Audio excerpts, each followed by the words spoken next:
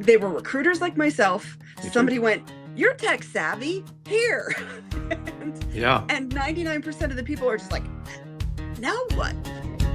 Pipelines full by the break of dawn. 100 resumes before the coffee's on. AI spam with a necktie on. Auto applying from a server farm. One of my favorite things about you is you have a gift for metaphor, which is very helpful in explaining technical concepts to folks who aren't techie by nature. It doesn't mean that they don't understand technology, but you've been elbows deep in technology for Mhm. most of your career.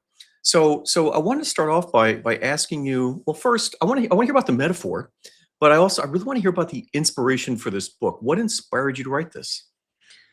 Well, so we collectively have a community called System Admin Insights, and System Admin Insights is a great resource for ISIMS administrators. ISIMS is the primary ATS that you and I both work in, to come and talk about all the challenges that they run into on a day-to-day basis. And it fomented a concept for me that has been in the back of my head for 15 plus years since I started working in implementing ATS systems, that nobody does this for a living by choice. So because it's how it happened to me.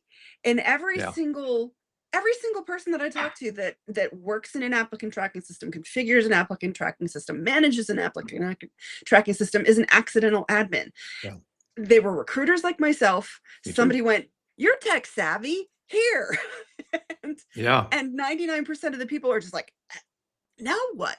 Yeah. Um, and so as I continued in my career implementing applicant tracking systems, I implemented probably about 500 or more applicant tracking systems for companies across different industries and businesses. I kept seeing this theme over and over and over again. Yeah. The leader bought the software, told someone who is going to administrate the software, who's usually a recruiter or a TA leader, here you go. And those people were left with a now what? Now what do I do kind of experience. So Yeah. that's really the inspiration for the book. Um, the accidental admin is a theme that I saw over and over and over again. And as we continue on and these systems get more complex and they get more integrated and they get more overlooked in the IT industry, I feel like now is really the time for folks that do this for a living, because there's lots of us, to really stand up and say, hey, we're a completely unique little bird and we need to be Yeah. recognized for that Yeah. uniqueness.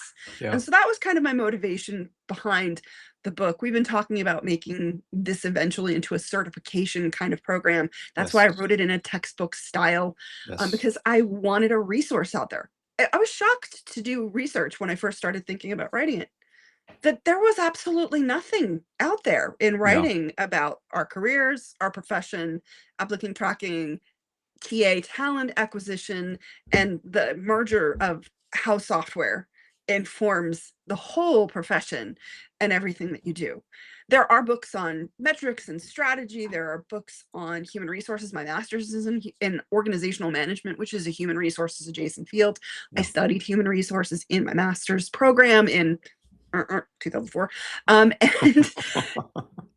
the same themes that I studied in that program are still bubbling up again and again and again. Yeah. HR doesn't have a seat at the table from a strategic perspective. We're administrative, we're administrivia.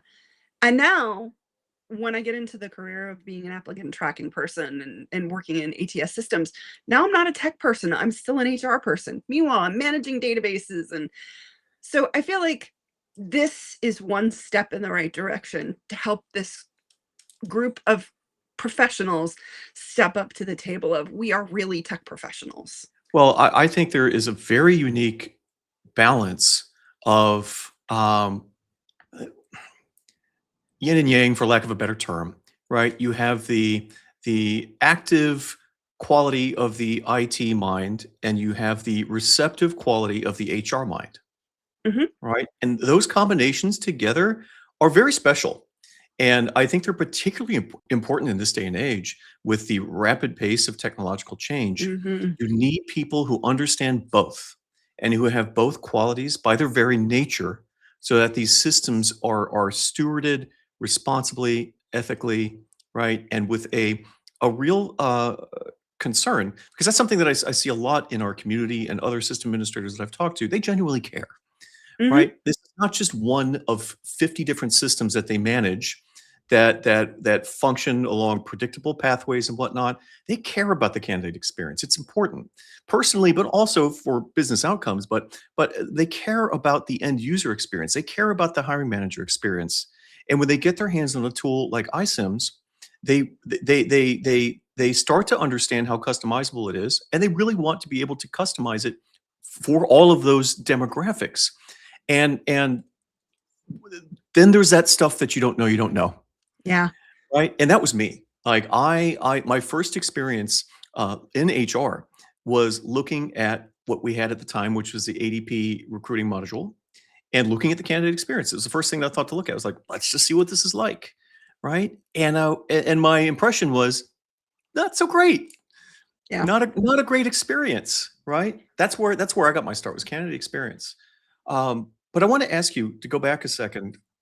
When somebody handed you that opportunity and said, "Hey, you're techie," why did you say yes? I didn't have a choice. Okay, there you go. No, I didn't. So I had a I choice. used to work as an RPO. Yeah, I used to work as a manager, recruiting operations manager for an yeah, RPO. And so my client was a pharmaceutical company at the time. And the software that they were using was the software sold by the company that I was working for. So the okay, company that I was working for was both an RPO and a applicant tracking system provider. And so they were like, this is your company's software. You do it. there you So it go. was really kind of like, Simple. okay.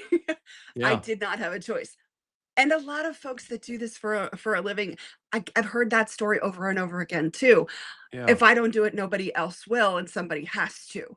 yeah. So like that theme is recurring as well. Yeah, my situation was a little bit different. I was a hiring manager out in the field, and I started doing stuff with Excel and VBA to to offer solutions for certain things that were didn't make sense to me in the field from that perspective. Like I couldn't get current numbers from the finance department to help me budget, and there was always like a 1 month lag, and they were using a software called MIP. And then at the end of the month, I would get a MIP readout, and I felt looking at it, I was like, I don't have an accounting degree. I've never read a financial statement at that point, right? And so I thought there's got to be a way to make this easier for hiring managers. And so I created a tool to help folks budget with Excel, and then I created a calculator for folks to estimate what they should be contributing and which healthcare plan they should choose, which, you know, not something that actually could be used and distributed because of the liability that would incur, right? But I presented it to the HR director at the time, and he said, "You know, you've been here 10 years. You seem to like HR stuff, and you're good with technology. Do you want to come over to the HR department?" And so I did have a choice, and I felt very grateful for that choice. But you were kind of dragged into it, Mhm. and when you were first dragged into it, what did that feel like? I mean, were you anxious? Were you scared? Excited? So I've always been a geek. And I've always been surrounded by people in my life that do software for a living, Yeah, software and hardware and yeah, programming and that kind of thing. So it was another reason why I was tech savvy and they yeah. had the impression that I knew this stuff. I really didn't. It I being an RPO recruiter is a completely different, unique category of recruiting. It's very metrics driven and it's very data driven because you have to Right. constantly justify why Yeah, they're spending the money on you. yeah. So I'm pivoting here for a reason. One of the things that kind of got me dragged into it was the COO of the company was asking for metrics reports and nobody knew how to do them in Yeah. the ATS that we were using. And so I quickly went in and looked at it and doing the kind of metrics that I had to do for my team on a regular basis, pulled some data out and gave them what they were asking for and got an immediate, whoa, how did you do this? And Yeah. it evolved from there.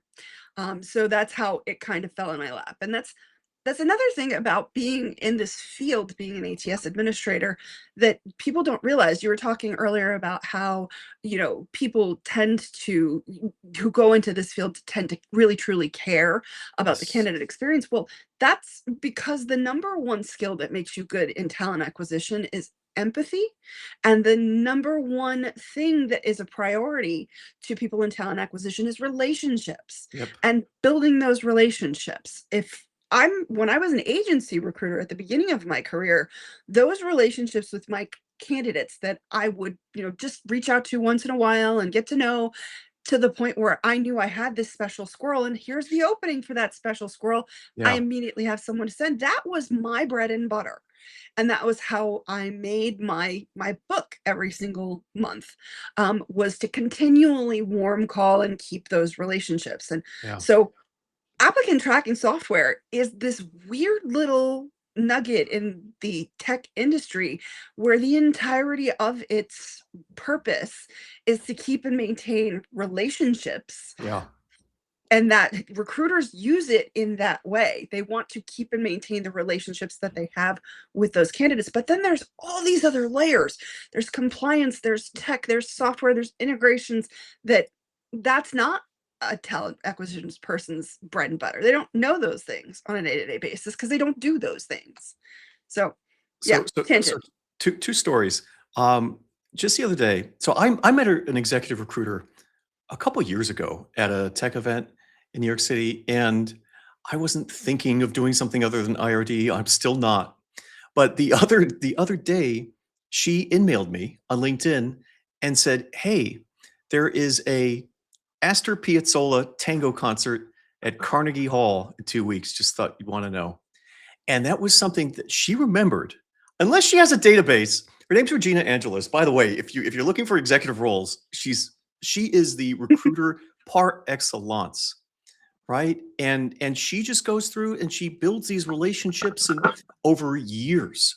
Mhm. And I can't imagine. I have gotten so many AI generated outreaches, and unless they're completely fooling me, right? Which I use AI a lot, and so I'm really good at spotting AI tells. That interaction, I don't think is automatable or maybe I'm being naive. No, Maybe someday it it's will be, not. right? I mean, you tend to push back on this when we talk about what AI can and will be able Mhm. to do. But I think this is a great example of what recruiters should be doing, right?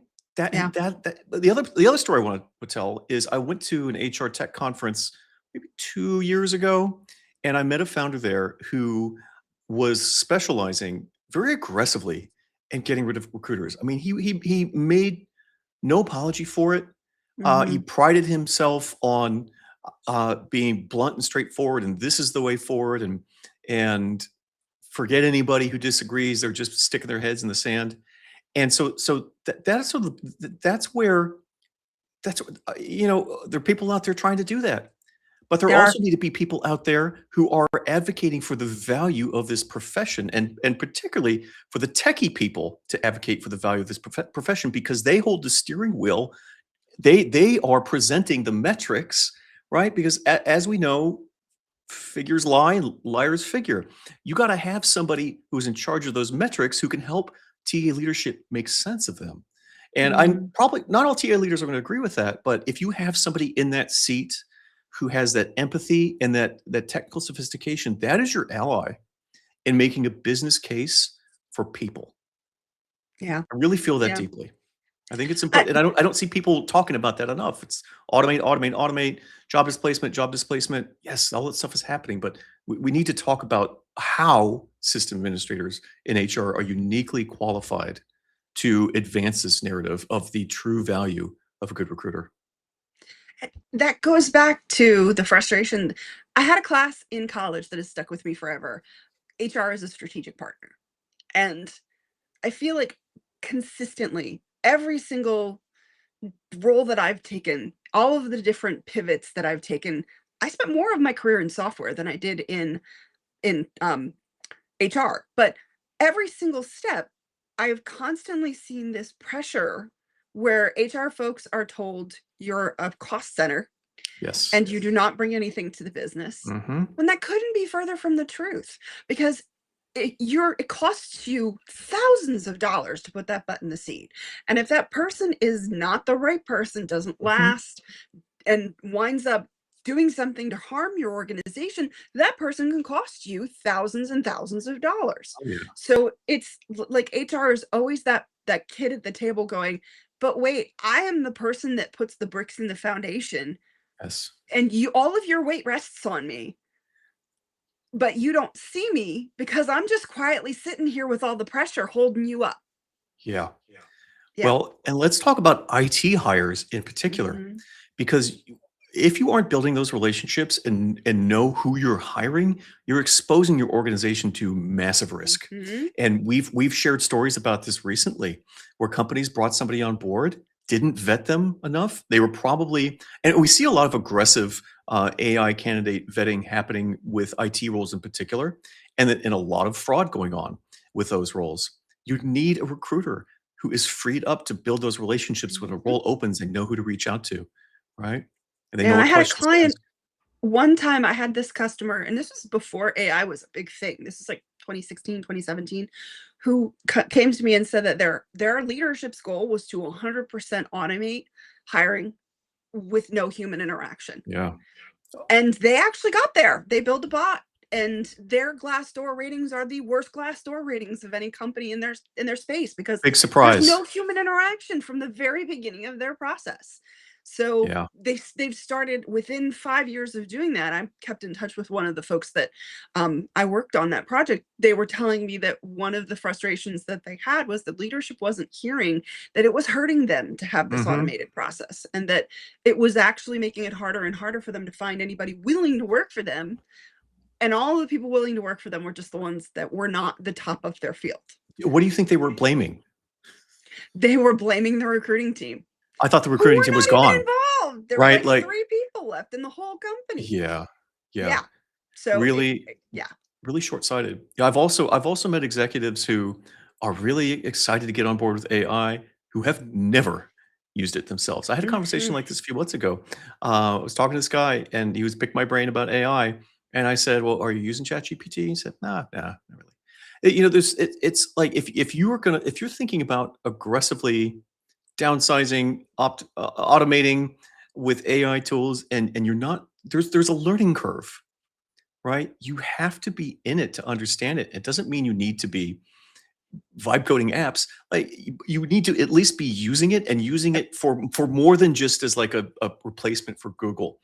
That's a great use for it, right? But you Mhm. have to really be and it changes so quickly that you have to have some sense of where things are headed.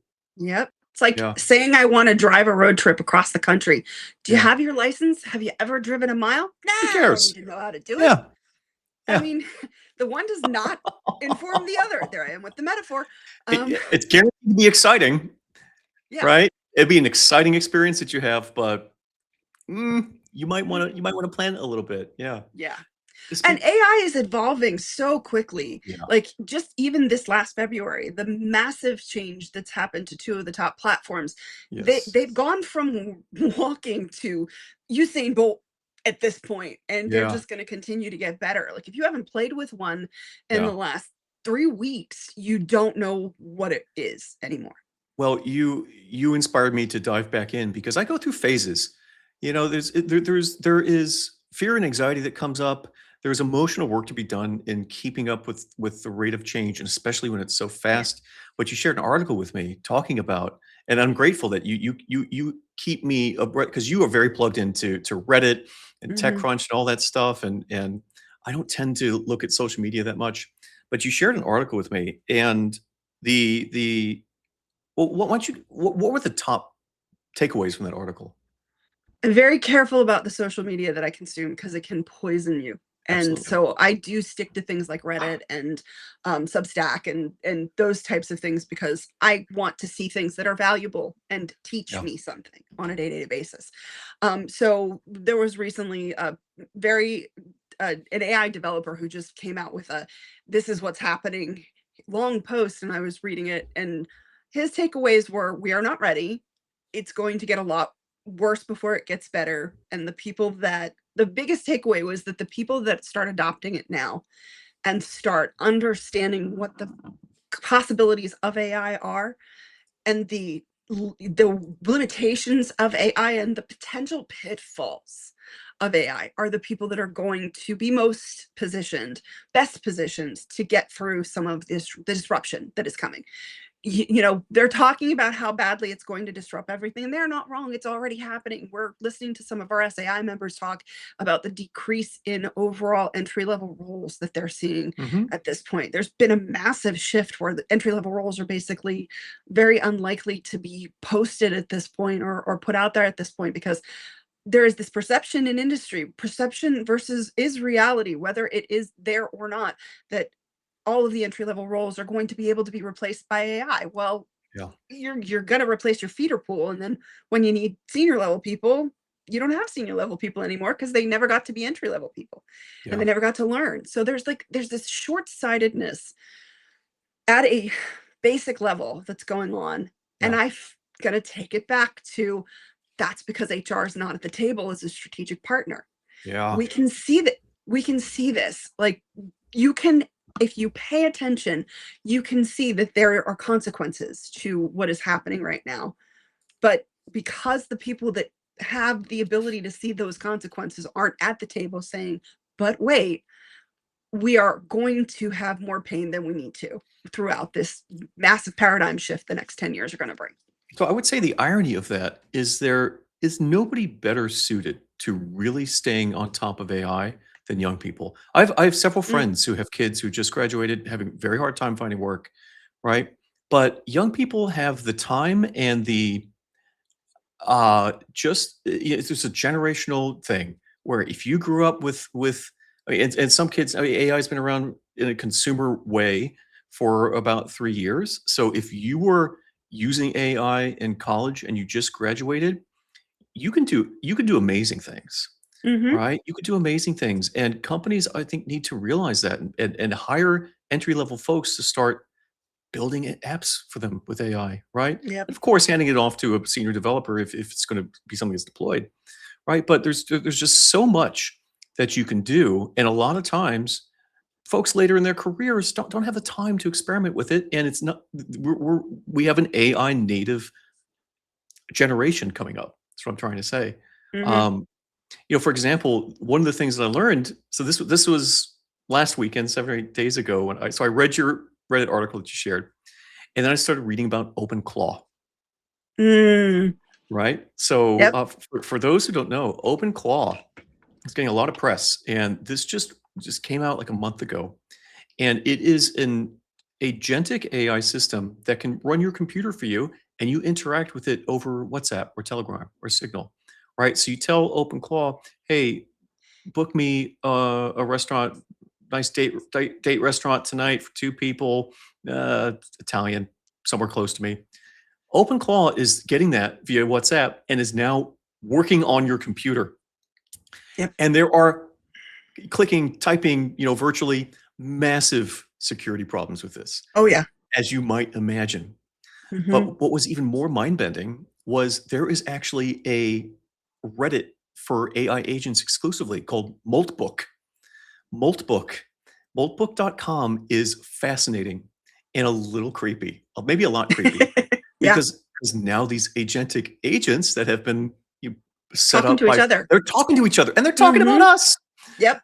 There was one who was like created a Twitter account for itself and Mm-hmm. then screenshotted the humans talking about Moltbook and then took it back to Reddit for AI agents and was processing it with the other agents. It's Yep. mind-bending, and folks who are in their teens and early 20s can keep up with this, right? They can They're keep more up with likely to keep up with it they because can. I do think they're more they've been likely. brought up with that as normal. Yes. Yeah. Yes. So that's the Yes. thing that like, we're in our midlife, and Yeah. it was not normal for us. I mean, we're the generation that email was different. Like, So the cool. internet became, yeah, I had a Tandy when I was 11 years old. My phone is 75 times more powerful than the Oh, first computer that I owned yeah. when I was a Yeah. kid. So we're in the unique place at Yeah. this age of being able to look back and see all of the paradigm shifts and the speed at Yes. which change happens. And those of us that have kept up are the ones that are going, AI is going to come and I better get ready. Yeah. Those of us that have looked at that are the ones that are looking in that perspective. But the kids, I have a bunch of nieces and nephews who are teenagers at this point, about to graduate from high school, graduated from college. Yeah. And every single one of them is way more fluent in things that are just their normal Yes. than I was. Like my niece was Yes. 2 years old and she was using my iPad like it was nothing. And it was like, it took me a couple minutes to figure out how to use this. I handed it to you and you could use it in 2 minutes. You were taking photos of me and Yeah. videos and you're two, you know? Yeah. So yeah. Yeah. It's amazing to watch. And so to bring it back to human resources system administrators and talent acquisition system administrators, what do you suggest? Because so most of us landed in this role accidentally, right? Uh, we are watching things change around us, and we're thinking about our careers and our career longevity, our professions, what it means to be maximally valuable, right? Mm. What do you suggest people do? Get really familiar with legal ramifications of poor implementation. That's good. So Yeah. this is one of the things that I was recently having a debate with someone on LinkedIn about TA teams should be totally replaced was their argument. Mhm. And my argument was that is a very short-sighted view from someone who's never been in HR Mhm. because TA systems, applicant tracking systems, um, assessment systems, background check systems, they are at a very unique intersection for the software world of Mhm. compliance at a global level Yes. and technical need. Yeah. So if you understand, like just for example, this last week in our system admin insights call, we had a discussion around a new law that has come up in California around sign-on bonuses. And about 6, 8 weeks ago, we were having a conversation about a new law that came up in Ottawa, Canada, around ghost jobs. And then there was the pay transparency law that came up and is popping up all over the country. And GDPR, if you do not keep track of all of the legal ramifications of everything that you are doing in the first line of defense, which is your applicant tracking system, Yep. then there's so many potential lawsuits and pitfalls that you wouldn't even know are there. And a software or an IT person running it is not going to be keeping in touch with those problems. They're not going to be, because that's not their purview. They're more worried about whether there's a prompt injection attack coming or someone is Right. going to be doing a DDoS attack on your system. Like they care about the technical because that's what they're supposed to care about because that's what an IT person does. We need them to do that. We need them to do that. They're Yeah. very important for that Yep. role, but they are not an HR person understanding the compliance implications of the action of removing an EEOC page from a website because it's just noise. Well, if you Mhm. do that, now you can get sued. So like there's so many different compliance reasons why this field is a very unique amalgamation of tech and HR. Yeah. And that needs to be forefront and not in the back of people's minds. Yeah. It's not. And plus, also, the other thing that's really important is an IT person can pull a report from your system, but they're not going to understand that if I can prove that my cost per hire went down to $500 a person, then I've saved the company $75,000 in hiring costs this year for a mid-sized company. That's a decent amount Yeah. of money. Or, Yeah. in some cases, we've shown as much as a $2 million change in overall cost to hire. So ROI is something that Yeah. an IT person isn't going to know to do. So the system admin in an applicant tracking system has to be tech savvy, they have to be compliant savvy with aware and informed of all the different laws that are out there. They have to be a data analyst. They have Mhm. to be able to look at all of the different potential ways that you could potentially measure how things are working and not working. They Yeah. have to understand database. This is the last one. This last one is probably one of my biggest pet peeves because people don't come into this field with the tech background to understand that a database needs to be managed Yeah. and that there are implications for database management if you don't manage it. So I can't count the number of times I've gotten customers who've been live for 4 or 5 years who have hundreds of thousands of dead records in their system Yep. and are asking us why their system is so slow and Right. why isn't it working and why can't I do this new thing It's just or why won't electrons this floating new thing around. work? It Yeah, couldn't possibly be taxing on, right? yeah. Yeah. It's just Yeah. digital garbage. You're a Yeah. digital hoarder and you Yeah. don't even realize it. Yeah. And then the potential implications of I have all these people's personal identifying information. If somebody does manage to get into Yeah. my system, now I'm liable for all of their information getting stolen. Yeah. So, like, there are so many moving parts that somebody in this seat, in the system admin seat, has to think about and has to know. And there was never a comprehensive guide, going back to the book, there was Yeah. never a comprehensive guide for any of that before. And that's why I wrote it. Well, we got to wrap up, but I want to call out one thing that you said that really landed with me, which was ROI. Hmm. Right. So some sysadmins are good at getting to the actual metrics, which is an effort in itself, Yeah. right? Just to get the metrics solid and credible to where your decision, your manager, executives look at them and think, yeah, I don't question this, right? Like I can work with this because a lot of times they receive stuff and it's like this is maybe an amateur effort. So just getting it to a professional level of polish and credibility is one thing. But what a lot of analysts are not doing in that sysadmins with that analyst hat on is they're not answering the question, so what? And the Hmm. so what is tying it to dollars and cents, right? That's what executives really respond to. It's not all they Yeah. care about, right? But they really respond to that. And particularly in HR, I feel like sometimes HR isn't speaking the same language as finance, for example, Mm. right? Like learn about how does finance represent value? Start to be able to speak that language. But most importantly, figure out your cost per hire. It Yeah. is complicated. It involves so many different parameters, right? And benchmarking it against industry norms is also a research project.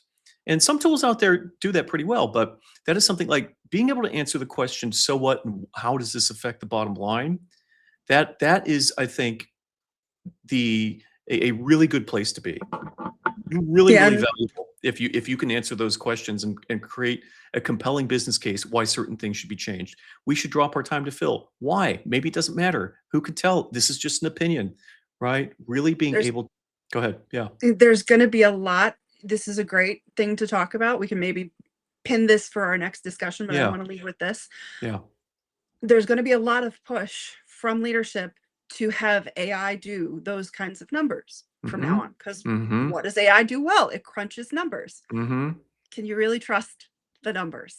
So, one Yeah. of the things I Yeah. was just recently reading was a horror story of a company that started to base their sales on the numbers that were coming out of an AI agent. Oh boy. And this AI agent ultimately wound up being incredibly wrong. Yeah. So, this organization wound up having to put in a number of sales that were far below their margin, very large sales that were very largely below their margin because they promised it to a customer and the numbers that they were basing it off of were completely off. And Yeah. if you look at some of the recently AWS outages, Yep. a bunch of them, that root cause has been identified that an AI tool wrote the software that caused Mm, those AWS outages, just to interesting. call them out. So, Yeah. again, I'm a geek. I read this stuff. So if Yeah. you're paying attention to AI, there is a very strong argument out there to not trust it. It's not there yet, and it Yeah. may get there. But until I can sit down and show my work and Yeah. tell me exactly how you got to those numbers, until those tools give me the ability to say, here's my math, Yeah. check my work for me, Yeah. we are not there. And the Yeah. temptation to use them is high, but Yeah. the end results could cause tons of problems. So Yeah. I'm going to leave you Well, with that. well, there's so much I could say about that and that I would love to talk to you about, but we're out of time today. Mhm. Vivian, what's your book called? It is called From Zero to Hero Geeky, the Accidental Admin's Journey. From zero So to it's Hero, from the zero to hero. ATS, Zero to ATS Hero, the Accidental Admin's Journey. And it's Wonderful. available on Amazon at the present moment in ebook form and then soon to be in print form. And if you would like to join a community of iSIMS system administrators, we have a private community called systemadmininsights.com. Folks are having great conversations just like this and geeking out about all the things that they can do with iSIMS. It also offers on-demand one-on-one consulting with members of the IRD team. So Integral Recruiting Design is our company. System Admin Insights is a brand of IRD. You can join a free Friday call if you go to systemadmininsights.com. Every Friday, we invite any iCIMS customer to join us for free. Vivian often gives presentations on those calls.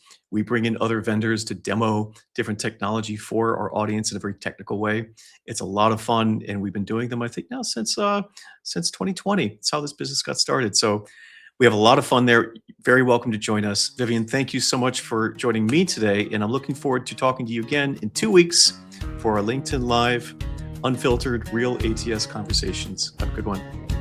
Pipelines Bye. full by the break of dawn. 100 resumes before the coffee's on. AI spam with a necktie on. Auto applying from a server farm.